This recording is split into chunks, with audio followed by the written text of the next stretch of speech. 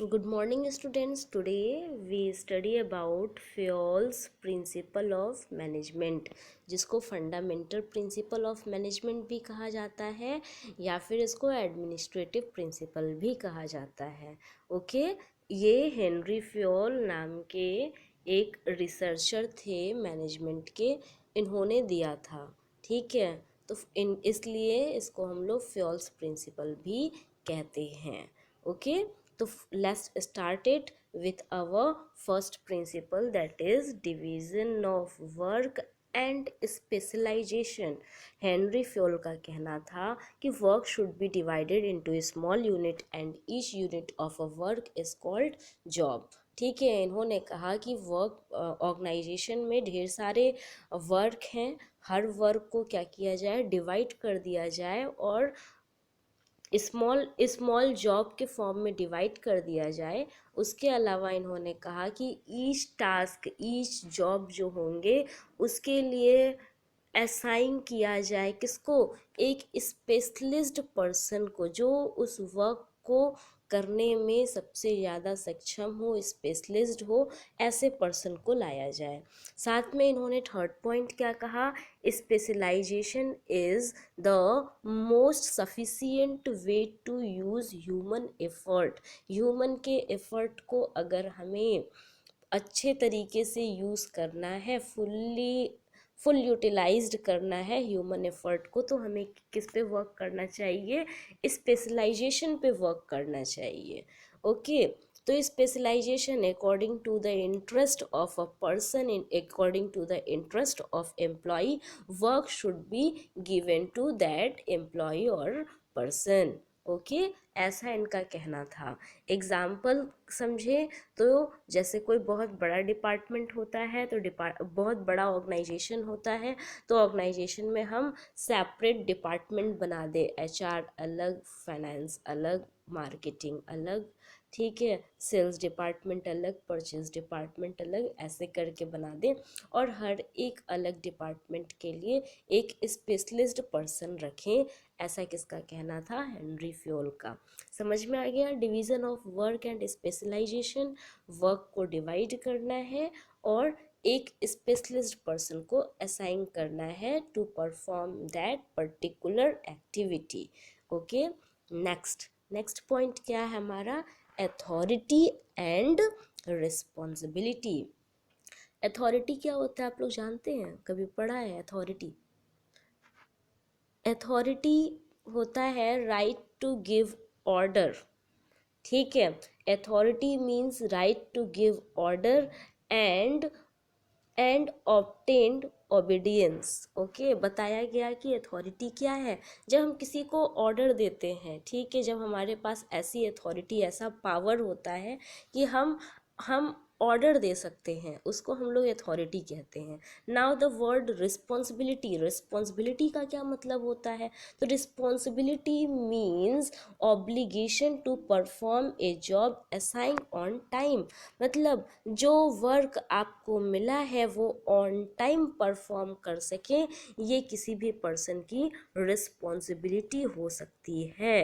ठीक है, तो अथॉरिटी और रिस्पॉन्सिबिलिटी दोनों समझ में आ गया, लेकिन दोनों के बीच में क्या होना चाहिए, बैलेंस होना चाहिए।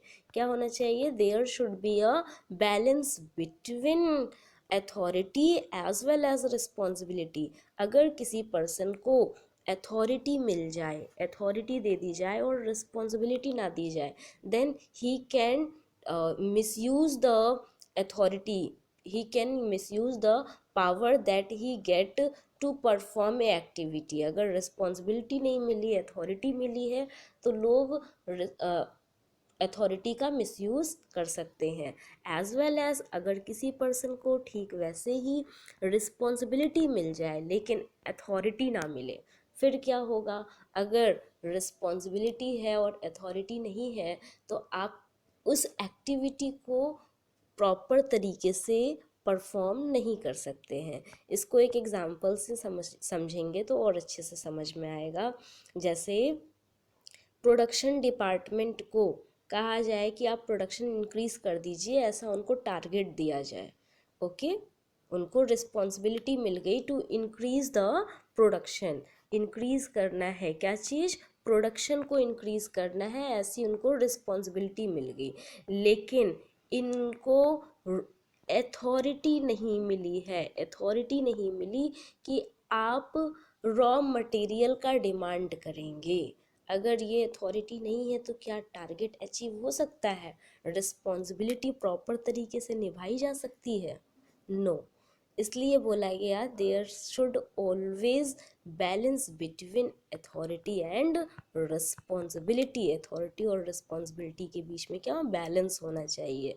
Manager have right to punish for wilful not obeying a legitimate order. Okay, person, कोई भी पर्सन मैनेजर है, वो एक्टिविटी परफॉर्म न करने के लिए पनिश किया जा सकता है, लेकिन एक्टिविटी ना परफॉर्म, रिस्पॉन्सिबिलिटी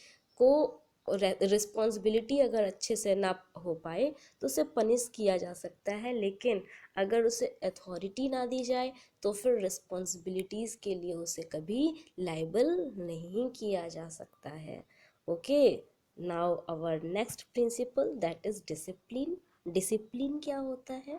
तो discipline is the obedience to organizational rule and employment agreement which are necessary for the work of organization।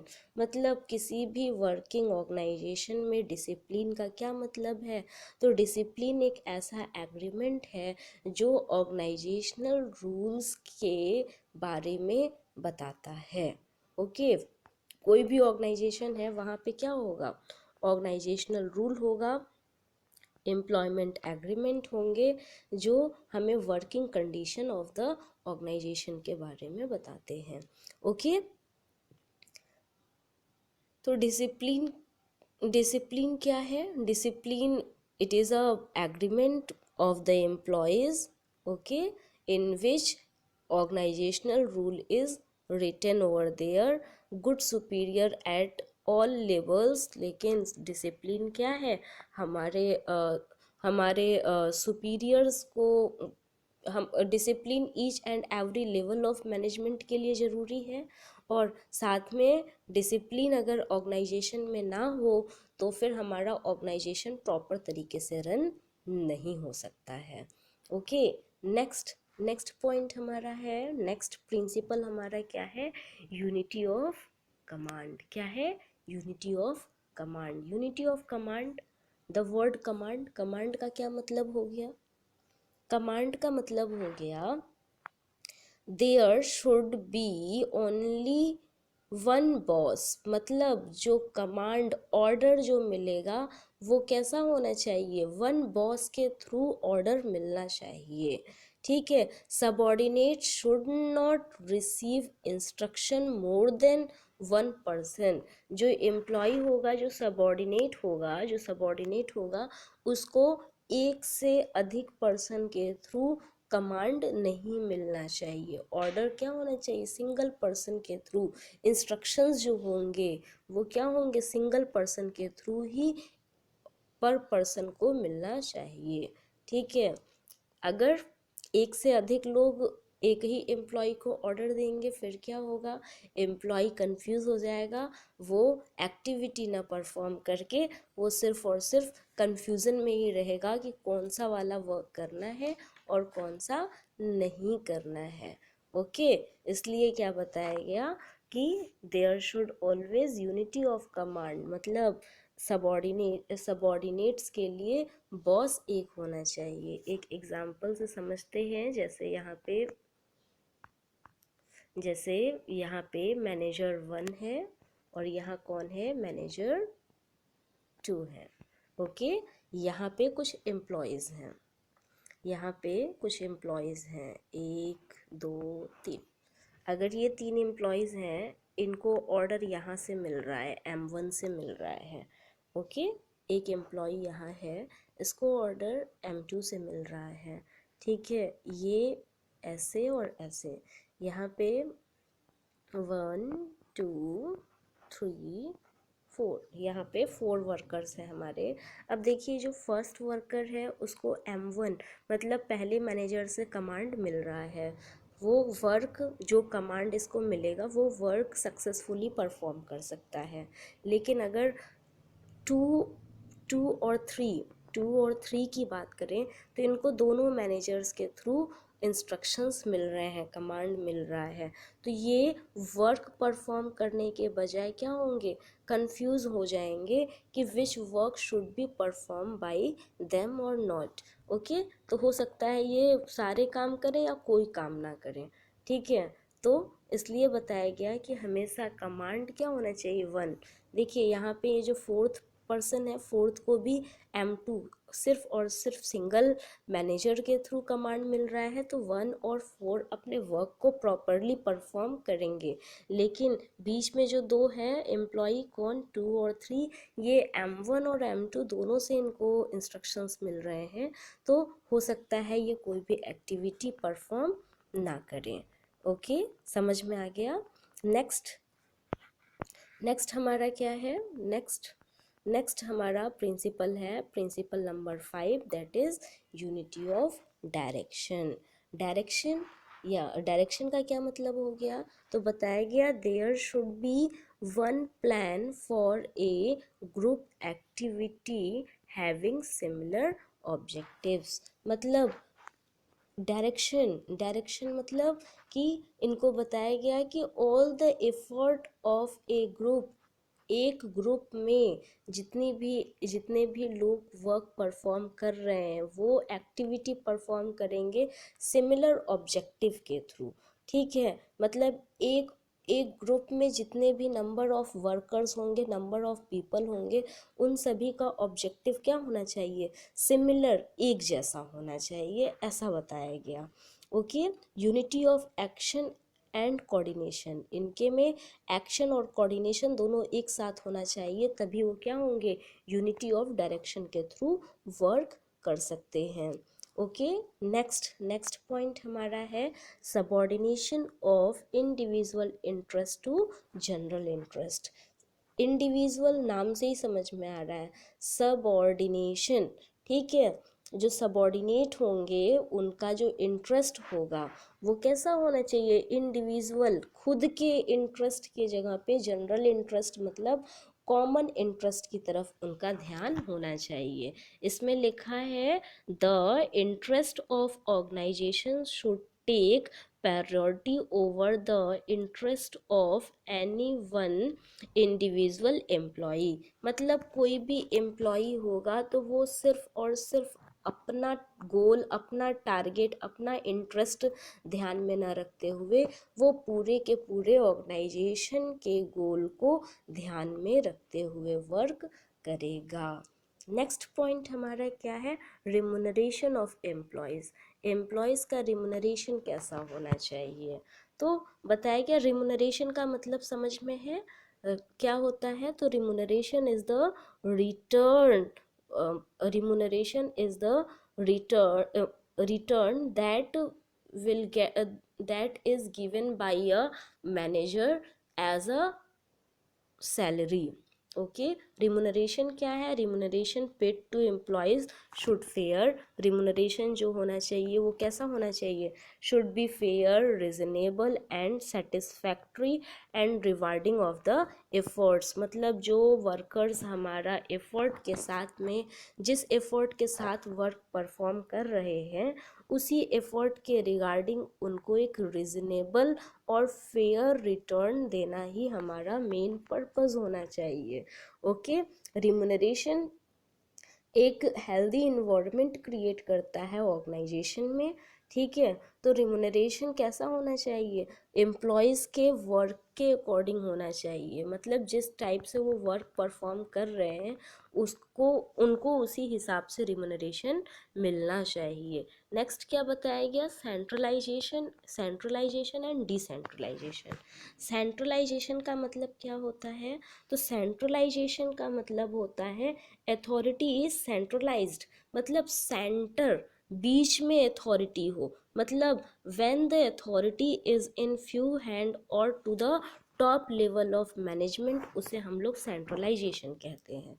Authority, the power that to take decision, power, एक ऐसा पावर जो डिसीजन लेने के लिए बताया गया, ठीक है। तो वो अथॉरिटी क्या होनी चाहिए, टॉप लेवल मैनेजमेंट के पास होगा, ठीक है, या फिर कुछ हाथों में होगा, तो उसे हम लोग क्या कहेंगे, सेंट्रलाइजेशन कहेंगे। डिसेंट्रलाइजेशन का क्या मतलब हुआ, तो decentralisation means sharing authority towards downward, मतलब जब फ्यू हैंड से decision making authority few hand से लाइज होके कहाँ चली जाए, लोअर लेवल तक चली जाए, ठीक है, तो उसे हम लोग क्या कहते हैं, डिसेंट्रलाइजेशन कहते हैं। तो ऑर्गेनाइजेशन में सेंट्रलाइजेशन और डिसेंट्रलाइजेशन होना ज़रूरी है। क्यों ज़रूरी है, कि अगर in the absence of top level management the lower level also can take a decision, ठीक है, डिसीजन और कौन ले सके, लोअर लेवल भी ले सके, ठीक है। इसलिए हमें सेंट्रलाइजेशन को क्या करना चाहिए, डिसेंट्रलाइजेशन भी बनाया जा सकता है ऑर्गेनाइजेशन में। नेक्स्ट पॉइंट हमारा आया स्केलर चेन।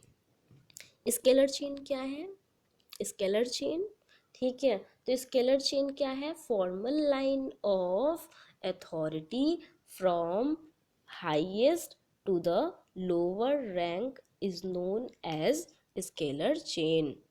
स्केलर चेन क्या बताया गया, कि एक ऐसा चेन है, ठीक है, जहाँ से टॉप लेवल, जहाँ पे, ठीक है, एक फॉर्मल कम्युनिकेशन होगा अथॉरिटी के बीच में, फॉर्मल एक कॉमन सी बातें होंगी, ठीक है, फॉर्मल चेन के थ्रू बातें होंगी, उसे हम लोग स्केलर चेन बोलते हैं।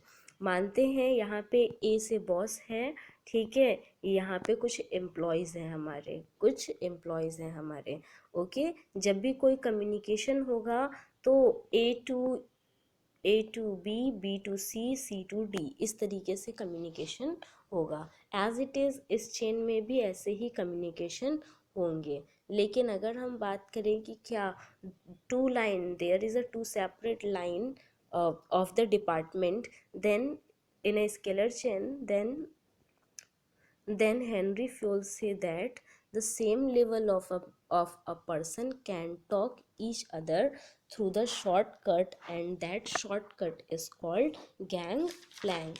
एक शॉर्टकट क्रिएट किया गया, जैसे ये एक लाइन थी, एक ये लाइन थी, इन दोनों में कम्युनिकेशन या तो डाउनवर्ड हो रहा था या अपवर्ड हो रहा था, ओके। तो इन्होंने कहा कि अपवर्ड और डाउनवर्ड के अलावा एक शॉर्ट रूट क्रिएट किया जा सके कम्युनिकेशन के लिए, अगर कोई इमरजेंसी हो तब, जैसे यहाँ से यहाँ पे एक शॉर्ट कट क्रिएट किया गया, शॉर्ट चेन क्रिएट किया गया कम्युनिकेशन के लिए, और इसी को हम क्या कहेंगे, इसी को हम लोग कहते हैं गैंग प्लैंक। क्या कहते हैं, गैंग प्लैंक कहते हैं, ओके, समझ में आ गया। Next, order. ऑर्डर क्या है, ऑर्डर, ऑर्डर का मतलब हो गया कि जो ऑर्गेनाइजेशन में मैन और मटेरियल्स हैं उनको प्रॉपर सीक्वेंस में लगाना ऑर्डर कहलाता है, ठीक है, मतलब proper and systematic arrangement of people and thing is called order, ठीक है। प्रॉपर अरेंजमेंट होगा किसका, एक सिस्टमेटिक अरेंजमेंट कर दिया जाए थिंग्स एंड पीपल का, तो उसे हम ऑर्डर कहते हैं। ऑर्डर दो तरीके से हो सकते हैं, पहला है हमारा मटेरियल ऑर्डर और दूसरा है सोशल ऑर्डर। मटेरियल ऑर्डर मतलब जो ऑर्गेनाइजेशन में मटेरियल्स हैं, ठीक है, रॉ मटेरियल हो गया, मशीनरी हो गई, ठीक है, फिनिश्ड गुड्स हो गए, उनका प्रॉपर अरेंजमेंट करना हमारा क्या कहलाएगा, मटेरियल ऑर्डर कहलाएगा। एंड सोशल ऑर्डर क्या होता है, arrangement and placement of peoples, ठीक है, जो हमारे वर्कर्स, लेबर्स, पीपल्स हैं ऑर्गेनाइजेशन में, उनका भी प्रॉपर अरेंजमेंट होना चाहिए, तो उसे हम लोग ऑर्डर कहते हैं, ओके। इक्विटी, नेक्स्ट है हमारा प्रिंसिपल, इक्विटी। इक्विटी हमारा इक्वालिटी से आया है। इक्वालिटी क्या है, तो equal treatment between all the employees, जितने भी एम्प्लॉयज़ होंगे उनके बीच में उनके साथ इक्वल ट्रीटमेंट होना चाहिए। There should not any discrimination on the basis of their sex, religious, language, behaviour, nationality, caste etcetera, ठीक है, मतलब कोई भी भेदभाव नहीं होना चाहिए on the basis of gender, religious, language, colour, ठीक है, नेशनैलिटी, इस बेसिस पे कोई भी भेदभाव नहीं होना चाहिए। Each and every person should be treated as a employ of the organisation, मतलब पूरे के पूरे एम्प्लॉयज़ को एज अ पूरे के पूरे पर्सन को एज अ एम्प्लॉय ट्रीट करना चाहिए, उनको डिफरेंट बेसिस पे ट्रीट नहीं करना चाहिए। नेक्स्ट, नेक्स्ट क्या है हमारा, स्टेबिलिटी ऑफ पर्सोनल, ठीक है, पर्सोनल, पर्सोनल मतलब याद आ रहा है, पर्सोनल, पर्सोनल मतलब एम्प्लॉय, तो हमारे जो एम्प्लॉय होंगे वो कैसे, उनके बीच में स्टेबिलिटी होनी चाहिए।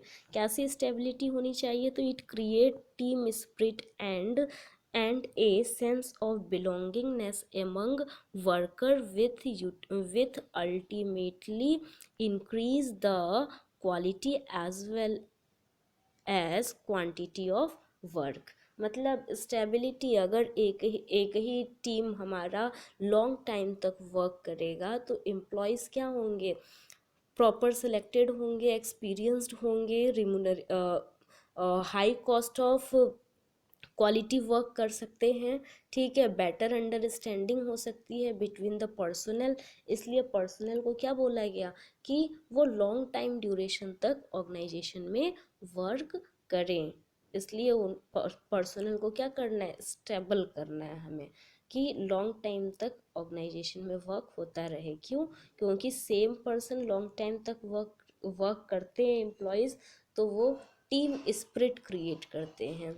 ओके, नेक्स्ट, नेक्स्ट पॉइंट है हमारा इनिशिएटिव। नेक्स्ट 14 प्रिंसिपल हमारा इनिशिएटिव। इनिशिएटिव क्या है, तो initiative means taking the first step with self motivation, खुद को मोटिवेट करने के लिए, सेल्फ मोटिवेशन के लिए, ठीक है, जो स्टेप एम्प्लॉयज़ रिसीव करते हैं उन्हें हम इनिशिएटिव बोलते हैं। इनिशिएटिव क्या करता है, तो लिखा, नेक्स्ट पॉइंट लिखा है, it help developed of atmosphere of trust and understanding.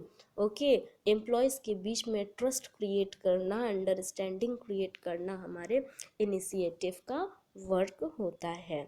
Okay, initiative और किस लिए हेल्प करते हैं, तो it help in development of, it help in reward of employ for the suggestion. जैसे कि कोई एम्प्लॉय है, उनको सजेशन, बहुत अच्छा सजेशन देने के लिए उनको अगर रिवार्ड दिया जाएगा तो वो बेटर, वो अच्छा सजेशन अगेन एंड अगेन लेके आ सकते हैं हमारे ऑर्गेनाइजेशन के लिए।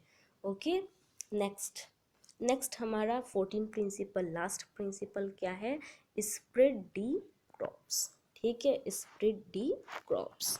स्प्रेड दी क्रॉप्स का मतलब क्या होता है, तो it means unity is strength. Unity क्या है, स्ट्रेंथ है, मतलब एकता ही ताकत है, ऐसा इन्होंने 14 प्रिंसिपल में बताया। इसमें क्या लिखा, तो management should promote a team spirit of unity and harmony among employees to rise organisational objective. मतलब यहाँ पे एक वर्ड मिसिंग है, आप लोग लिख सकते हैं इसे, कि a manager can replace I with you, ठीक है, मैनेजर को क्या करना चाहिए, आई की जगह पे वी यूज़ करना चाहिए, आई की जगह पे वी यूज़ करना चाहिए। मतलब हर जगह जो लोग मैं यूज़ करते हैं, मैं से कभी भी टीम स्ट्रेंथ नहीं दिखता है, यूनिटी ऑफ स्ट्रेंथ नहीं दिखता है। लेकिन जब हम हर जगह मैं की जगह हम यूज़ करते हैं, जब हम यूज़ करते हैं, वी यूज़ करते हैं, इससे म्यूचुअल अंडरस्टैंडिंग क्रिएट होती है। अगर कहा जाए मैंने टारगेट अचीव कर लिया, तो एम्प्लॉयज़ को क्या लगेगा, हमने तो कुछ किया ही नहीं। लेकिन व्हेन द मैनेजर यूज़ कि हमने टारगेट अचीव कर लिया, देन एम्प्लॉयज़ को क्या लगता है कि हाँ, हम सबने मेहनत की थी। ओके, तो इसलिए बताया गया स्प्रेड दी क्रॉप्स, मतलब यूनिटी इज स्ट्रेंथ, यूनिटी को क्या किया जाए, एज अ स्ट्रेंथ यूज़ किया जाएगा, तो ऑर्गेनाइजेशन और प्रॉपर तरीके से रन हो सकता है। ये हमारे 14 प्रिंसिपल थे।